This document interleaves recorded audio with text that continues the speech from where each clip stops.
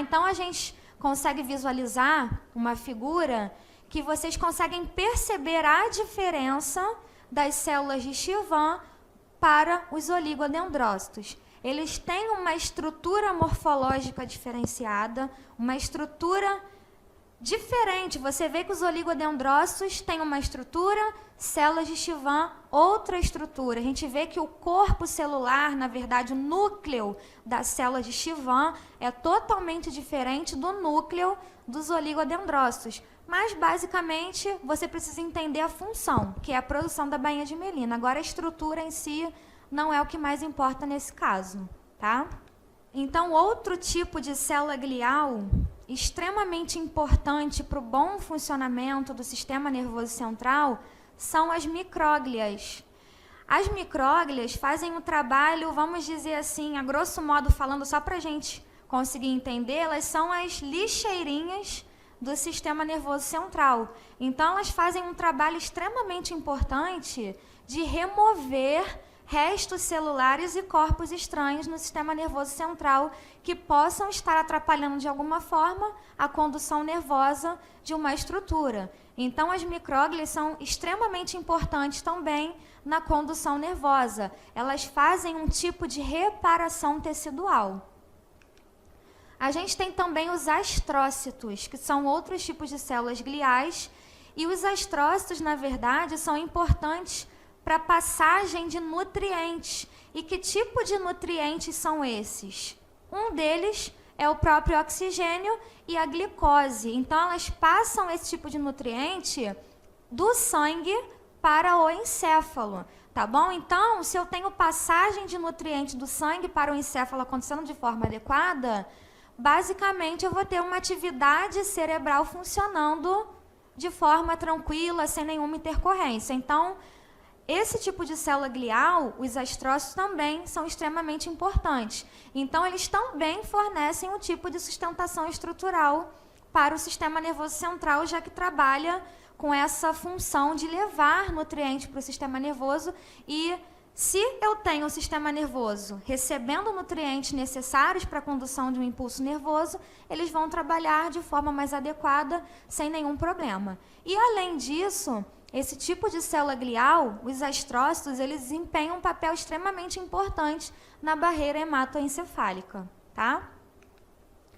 E para concluir as células gliais, a gente tem também as ependimárias. Então, onde as células ependimárias se encontram, o que elas fazem?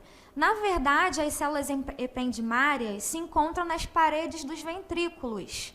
E o que são ventrículos? Ventrículos são cavidades no encéfalo. Então, a gente tem 4 cavidades no encéfalo. Temos ventrículos laterais, que são 2. Tem o terceiro ventrículo e 4º ventrículo. Então, dentro dessa cavidade, na parede dessas cavidades, na verdade, existem esse tipo de célula glial, que são as células ependimárias. O que elas fazem ali? Qual é o papel importante que essas células gliais desempenham na parede dos ventrículos? Elas auxiliam a produção de líquor, tá? Então, o líquor ou líquido cefalorraquidiano. Então, dentro dos ventrículos, claro, além da gente ter uma estrutura extremamente importante para a produção do líquor, que é o plexo coroide, a gente tem também, como diria eu, que coadjuvante nessa função de produção de líquor, as células ependimárias, tá? Então, a gente consegue observar nessa figura algumas células gliais. Então, a gente está vendo no cantinho direito inferior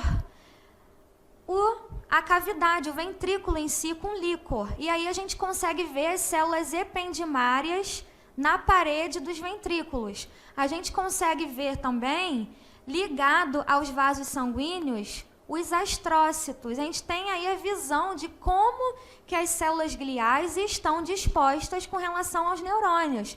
Então, poxa, eu tenho neurônios, tenho células gliais inteiramente ligadas a esses neurônios, então a gente precisa entender que as células gliais desempenham um papel extremamente importante na condução nervosa. Então, você está vendo a íntima ligação que o neurônio tem com as células gliais? Então, não tem como um neurônio trabalhar de forma adequada sem que as células gliais estejam funcionando adequadamente.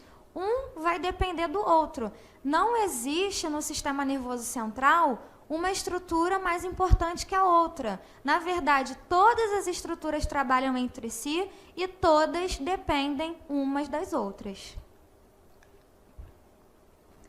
Então, com relação à fibra nervosa, a gente tem alguns tipos de fibras nervosas. A gente sabe que, na verdade, os axônios, em volta dos axônios, a gente falou, ele é envolvido por bainha de mielina, certo? Ele é envolvido por bainhas envoltórias, bainha de mielina em si.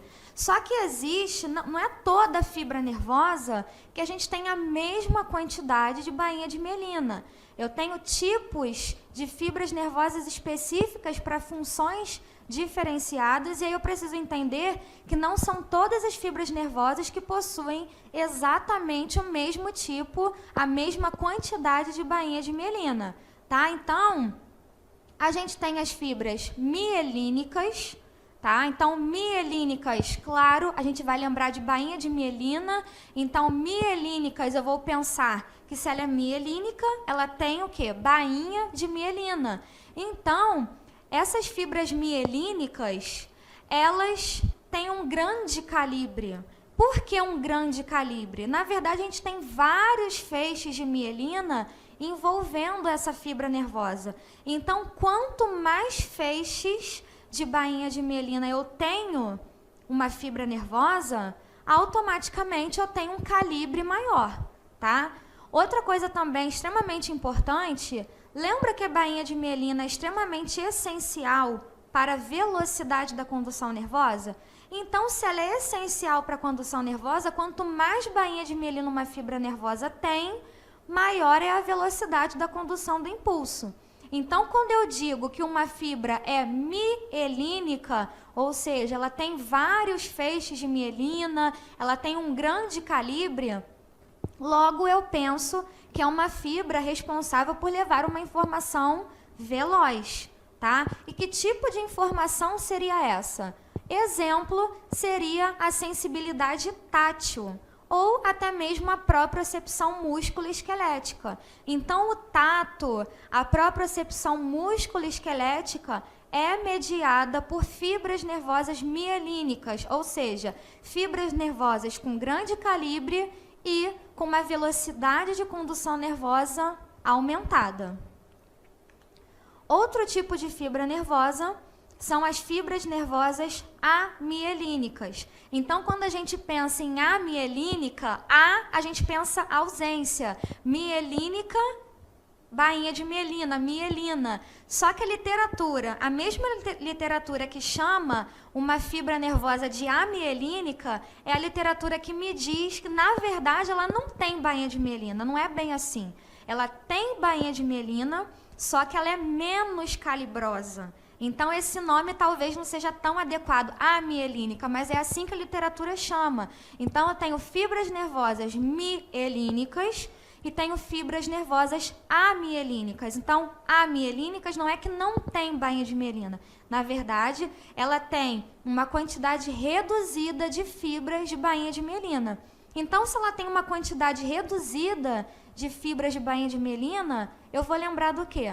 A bainha de mielina não produz uma maior velocidade? Você não tem uma menor quantidade de bainha de mielina? Então, são fibras que levam informações mais lentas. E que tipo de informações são essas?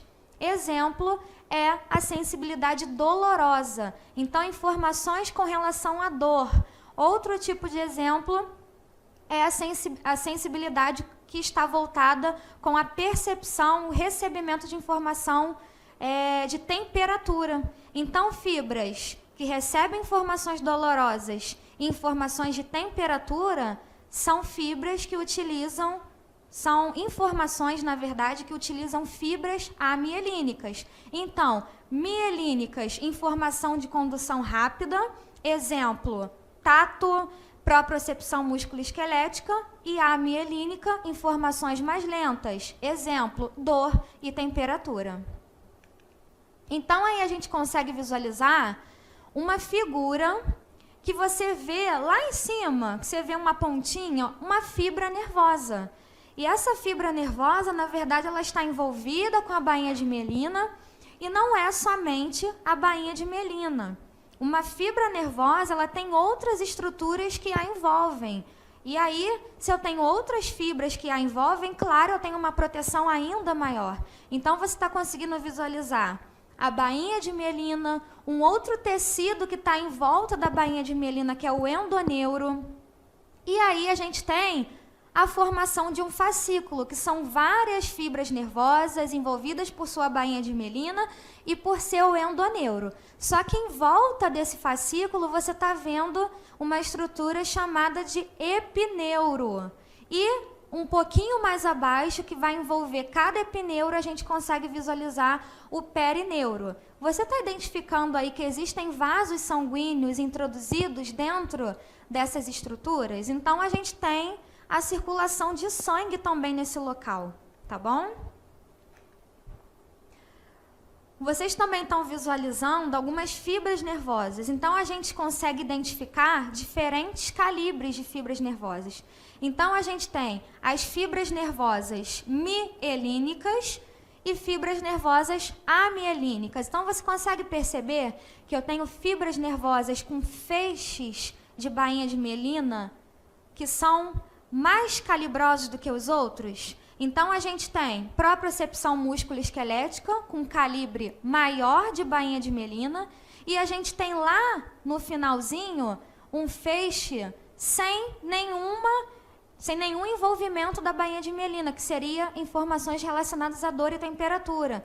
Então, a gente consegue visualizar como essas fibras nervosas estão dispostas. Então, na verdade, a gente tem calibres diferenciados de bainha de mielina na fibra nervosa. A gente falou tanto de neurônio, de células gliais, de condução do impulso nervoso, então a gente precisa falar da sinapse. Não tem como eu pensar em neurônio, pensar em célula glial e não pensar em sinapse. O que é uma sinapse? A sinapse nada mais é do que um neurônio passando informação para outro neurônio. Então, a gente tem o neurônio pré-sináptico que vai enviar a informação para o neurônio pós-sináptico, até que algo, na verdade, seja executado. Então, exemplo, para que haja uma contração de uma musculatura, então, se a gente for realizar aí, por exemplo, uma flexão de cotovelo, eu preciso realizar uma contração de bíceps. Na verdade, essa informação sai lá dos centros superiores, do encéfalo, do córtex motor, através de neurônios. Então, essa informação vai sendo repassada de neurônio para neurônio, através de sinapses. Então, sinapse nada mais é do que a passagem de informação de um neurônio para o outro, tá bom? Então, a gente consegue visualizar um neurônio pré-sináptico, você está vendo aí um botão terminal, e esse neurônio pré-sináptico envia informações para o neurônio pós-sináptico através de estruturas que a gente chama de neurotransmissores, tá? Então, essa informação, você está vendo aí que o neurônio, como eu falei, o neurônio, na verdade, ele não está grudado, acoplado no neurônio seguinte. Você está vendo que existe um espaço entre um neurônio e outro? Então, esse espaço, alguns chamam de sinapse ou fenda sináptica. Então, é onde o neurônio consegue liberar informação para que o neurônio seguinte capture a informação do neurônio pré-sináptico, tá? Então, sinapse é exatamente isso, a passagem de informação de um neurônio para o outro. Então, neurotransmissores. A gente falou tanto de sinapse, de informação de um neurônio que passa para outro. E neurotransmissores, qual a importância que ele tem, onde ele se situa. Então, lembra, quando o neurônio vai passar a informação para o outro, na verdade, ele vai passar através de neurotransmissores.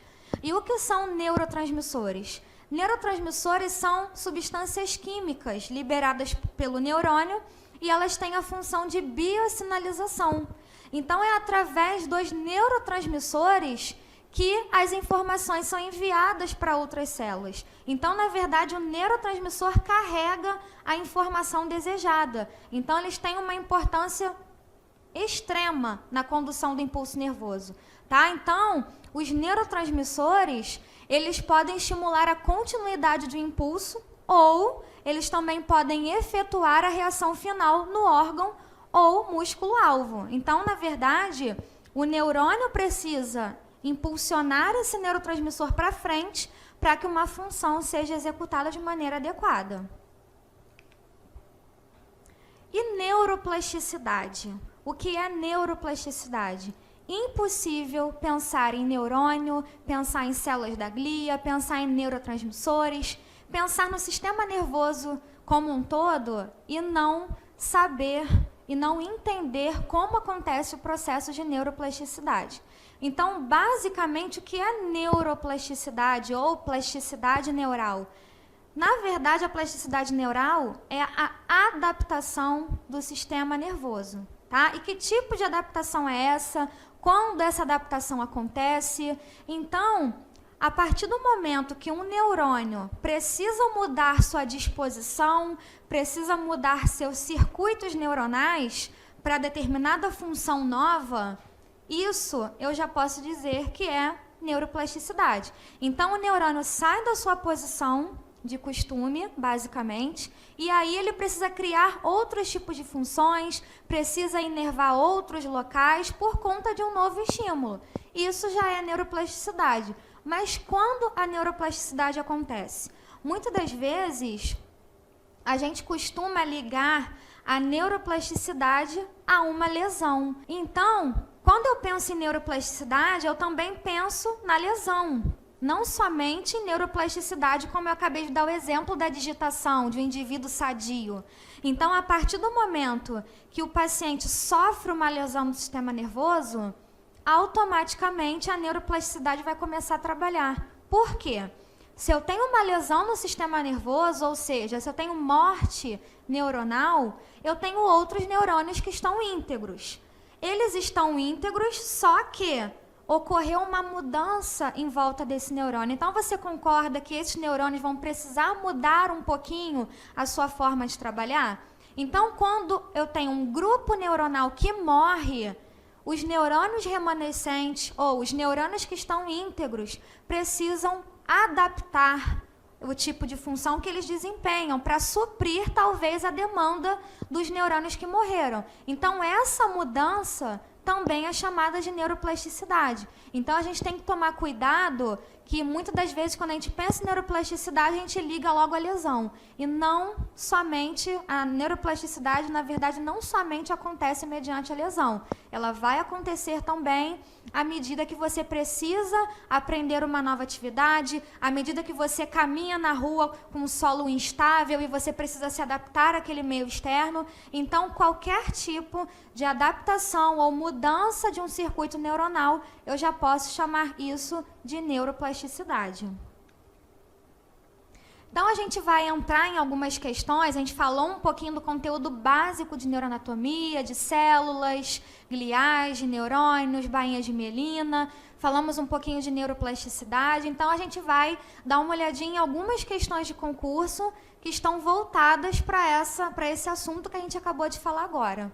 Então, a gente tem uma questão aí da Polícia Militar do Rio de Janeiro e no enunciado eles colocam o seguinte: o sistema nervoso é composto de neurônios e células gliais, ou gliócitos. Marque a opção correta acerca da atividade dessas estruturas. Ou seja, eu tenho que ver ali qual é a correta com relação à função das estruturas. Então, letra A, eles falam o seguinte: os gliócitos produzem e vinculam potenciais de ação que funcionam como unidades de informação. Lembrando aqui, os gliócitos, eles produzem potenciais de ação, ou seja, produzem a informação que é enviada de um neurônio para outro. Então, é um caso a pensar. Na verdade, a gente sabe que as células gliais auxiliam na condução nervosa, mas aí produzir potencial de ação já é uma outra questão. Letra B. Os gliócitos lidam com sinais químicos de orientação do crescimento e de migração dos neurônios durante o desenvolvimento. Será que tem alguma coisa ligada aí com as células gliais nessa questão, na letra B? Letra C. Os axônios correspondem a inúmeros prolongamentos do corpo neuronal que se ramificam múltiplas vezes.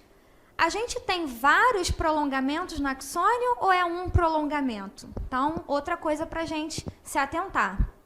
Letra D.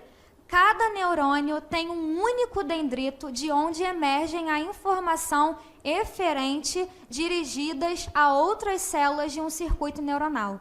O neurônio tem um único dendrito? Lembra daquela figurinha que o corpo celular tem vários dendritos? Então, a gente precisa tomar cuidado, porque são coisas que parecem ser bobas, mas na hora confunde um pouquinho. Então, qual seria a certa? Os gliócitos lidam com sinais químicos de orientação do crescimento e de migração dos neurônios durante o desenvolvimento. Então, você percebeu que, na verdade, as outras, letra A, letra C e letra D, existem coisas aí que, para nós, que a gente acabou de falar do assunto, ficou muito claro. Mas aí, se você não se atenta para esses detalhes, pode confundir você na hora de responder essa questão. Outra questão ainda da Polícia Militar do Rio de Janeiro, eles abordam o seguinte: são células gliais responsáveis pela formação da bainha de mielina. Então, a gente falou da importância que algumas células gliais têm na formação desse tipo de estrutura, que é a bainha de mielina. Letra A, astrócitos e oligodendrócitos. Oligodendrócitos formam a bainha de mielina no sistema nervoso central. Astrócitos não formam bainha de mielina. Letra B, astrócitos e células de Schwann. Novamente os astrócitos entram aí. Células de Schwann formam bainha de mielina também, só que no sistema nervoso periférico. Letra C, oligodendrócitos e células de Schwann. Aí sim, de cara, eu já tenho duas células que produzem bainha de mielina. Letra D, células de Schwann e micróglias, que aí também as micróglias não desempenham papel com relação à formação da bainha de mielina. Então, resposta certa seria a letra C, oligodendrócitos e células de Schwann que produzem bainha de mielina. Outra questão da Fundação Saúde, daqui do Rio de Janeiro. As principais organelas intracelulares do neurônio estão localizadas. Então, ali ele colocou algumas estruturas e perguntou a você se você entende, se você conhece aonde que as principais organelas se encontram. No dendrito, lembra que o dendrito recebe a informação do neurônio pré-sináptico? Letra A, no dendrito. Letra B, no soma ou no corpo do neurônio, que a gente sabe que é a mesma coisa. Letra C, no axônio. Letra D, na neuroglia ou neuróglia, em algumas literaturas. Então, a gente sabe que, na verdade, o principal foco de depósito de organelas intracelulares é o corpo do neurônio, ou o soma, tá bom? Então, é só a gente relembrar as estruturas do neurônio que a gente vai identificar logo. Então, outra questão que parece ser muito boba, muito fácil, mas confunde se você não está inteirado com o assunto, principalmente das estruturas do neurônio. Então, a gente vai ficar aqui com esse assunto. Espero encontrar vocês numa próxima oportunidade.